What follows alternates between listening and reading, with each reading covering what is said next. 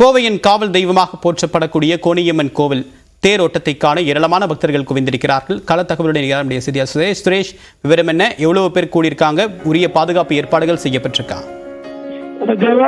கோணியம்மன் கோவில் தேர் திருவிழா பக்தர் வெள்ளத்தில் மூழ்கிய கோவை மக்கள் பராசக்தி என்ற கோஷத்துடன் அருள்பளித்து வருகிறார். கோவையில் காவல் தெய்வம் என கோவை மக்களால் அழைக்கப்படும் கோணியம்மன் கோவிலில் டவுனால் பகுதியில் உள்ளது. இந்த கோவிலுக்கு கோவை மட்டுமன்றி தமிழகத்தில் அனைத்து பகுதிகளிலிருந்தும் பக்தர்கள் வருகை தந்து அம்மனை வழிபட்டு வருகின்றனர்.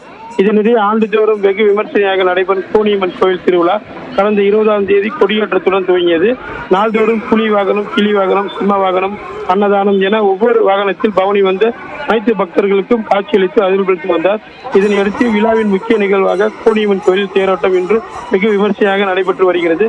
பக்தர் வெள்ளத்தில் அம்மன் எழுந்தளி தேர் ராஜவீதியில் தேர் திரையிலிருந்து புறப்பட்டு ஒப்பனக்கார வீதி, கரும்பு கவுண்டர் வீதி, ஐசிஆர் வீதி வழியாக மீண்டும் தேர் நிலை அடைய இருக்கிறது.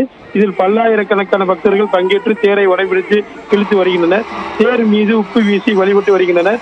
இந்த தேர் திருவிழாவையொட்டி வரும் பக்தர்களுக்கு மத நல்லிணக்கத்தை ஏற்படுத்தும் வகையில் ஒப்பனக்கார வீதி அக்தர் ஜமாத் பள்ளிவாசல் இஸ்லாமியர்கள் தண்ணீர் பாடலை கொடுத்து அனைவரையும் வரவேற்று வருகின்றனர். இந்த தேர் திருவிழா நிகழ்ச்சியில் 5000க்கும் மேற்பட்ட பக்தர்கள் கலந்து கொண்டுள்ளனர். 1500க்கும் மேற்பட்ட காவல்துறையினர் பாதுகாப்பு பணியில் ஈடுபட்டு வருகின்றனர். அதே நேரத்தில் திருட்டு சம்பவம் நடைபெறாமல் இருக்கிறதுக்கு 200க்கும் மேற்பட்டோர் அதாவது சிபிசிஐடி போலீசார் மற்றும் காவல்துறையினர் பாதுகாப்பு பணியில் ஈடுபட்டு வர்றாங்க. தேவா, உங்களுடைய விரிவான தகவலுக்கு நன்றி சுரேஷ்.